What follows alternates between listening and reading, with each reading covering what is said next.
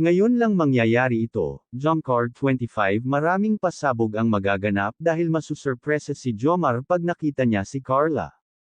Carla pinaghandaan ang pagkikita nila ni Jomar, dahil ibang-iba na ang hitsura ngayon ni Carla.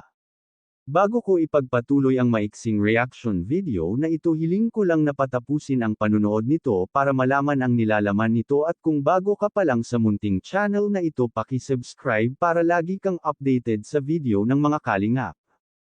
At pakisuportahan natin ang ama ng kalingap na si Val Santos Matubang, Ate Edna Vlog at si Kalingap Rab.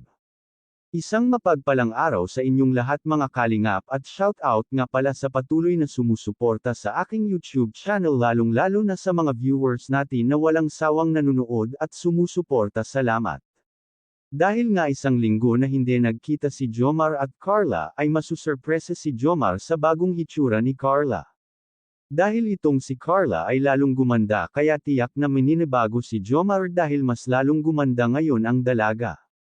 Maraming viewers ang namimiss na ang Jomcar dahil isang linggo rin na hindi ito nag-a-upload si Kalingap Rab, pero ngayon ay mapapanood na natin ito.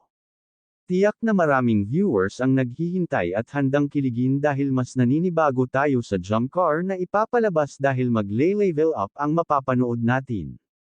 Mas kakaiba ang mapapanood natin ngayon kaysa noon, kaya naman maraming viewers na ang nag-aabang ng Jomcar. Kahit ako ay excited na rin sa mangyayari, talagang pinaghandaan ni Kalingap Rab ang Jomcar 25, kaya pakaabangan natin dahil maraming surpresa at pasabog ito na magaganap na hindi alam ni Jomar at Carla. Hanggang dito na lang ang update ko mga kalingap, maraming salamat at God bless sa inyong lahat.